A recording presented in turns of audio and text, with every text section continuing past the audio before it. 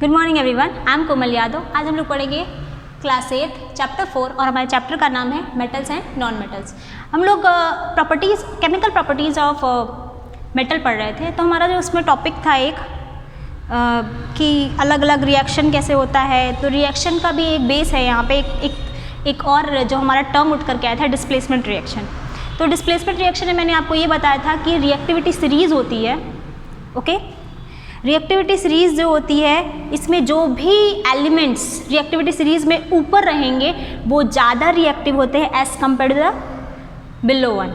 Okay, जैसे कि अगर मेरे पास कॉपर है तो कॉपर में अगर हम जिंक के एलिमेंट को मिला दें, यानी कि अगर मेरे पास कॉपर का कोई कंपाउंड है उसमें हम कुछ जिंक ऐड कर दें तो जिंक क्या करता है, कॉपर को रिप्लेस कर देता है, यानी कि उसको अलग कर देगा और क्या करेगा, कॉपर का जो कंपाउंड होगा वो कॉपर को हटा करके उसके जगह जिंक आ जाएगा। ओके, उसके लिए एक यहाँ पे एक एक्सपेरिमेंट है हमारे पास। हम लोग वही experiment related to the reactivity series के बारे में डिस्कस करने वाले हैं कि सपोज़ हमारे पास अलग अलग बीकर है, तो हम ऐसे ही 5 बीकर ले रहे हैं। ओके, पहले वाले में हमने कॉपर सल्फेट डाला। आपको मैं बता दूं कॉपर सल्फेट को ब्लू वेंट्रियोल कहते हैं। रीज़न बिहाइंड कि उसको हिंदी में नीला थोथा कहते हैं। It is in blue colour, नीले रंग का होता है।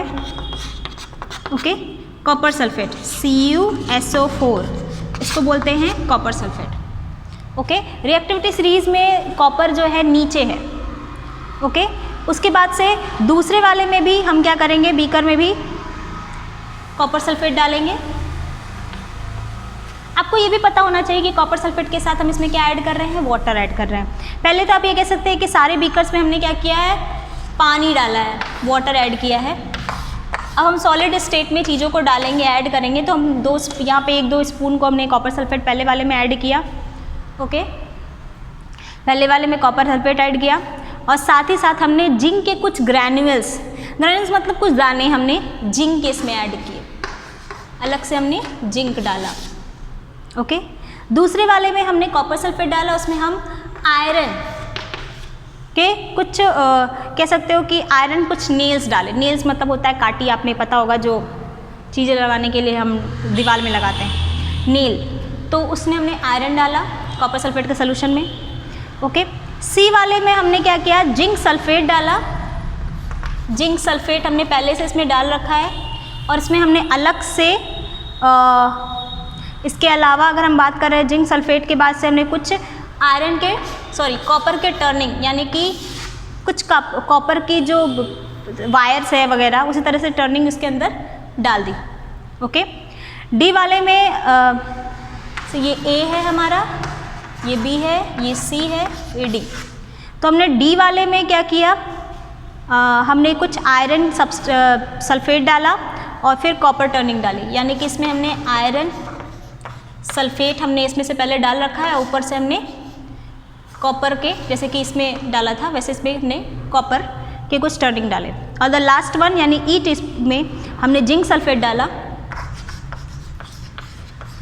और उसके ऊपर से हमने कुछ आयरन के क्या किए, टर्निंग्स डाल दिए। अब हमने क्या देखा, हमने ये देखा कि जब हम कॉपर सल्फेट में जिंक मिला रहे हैं तो कॉपर सल्फेट जिंक से रिएक्शन करके जिंक सल्फेट बनाने लगा और कॉपर को डिस्प्लेस कर दे रहा है। ये हमें पता कैसे चला, क्योंकि कॉपर सल्फेट ब्लू कलर का है और जिंक सल्फेट हमने रेड कलर का है। ओके, तो हमने ये देखा कि जब, और जिंक का कोई कलर नहीं होता है, तो हमने जब जिंक के ग्रैन्यूल्स को डाले तो कुछ देर बाद हमने देखा कि ब्लू कलर डिसअपीयर हो गया और उसके जगह रेड कलर के ग्रैन्यूल्स नीचे बॉटम पे बैठ गए। तो हमने ये समझा कि कॉपर को क्या हुआ, कॉपर को डिस्प्लेस कर दिया गया जिंक द्वारा। इस पूरे प्रोसीजर को हम लोगों ने एग्जामिन किया तो हमने देखा कि रिएक्टिविटी सीरीज में जिंक ऊपर था और कॉपर नीचे थी, जिसकी वजह से जिंक ने कॉपर को डिस्प्लेस कर दिया और उसने सल्फेट के साथ जिंक सल्फेट बना दिया। ओके, और जिसकी वजह से ये सोल्यूशन रेड कलर का यहाँ पे बॉटम पर देखने को मिला और ब्लू कलर गायब हो गया। ओके, दूसरा तो हमने जो सोल्यूशन लिया था वो कॉपर सल्फेट का लिया था और हमने आयरन डाला।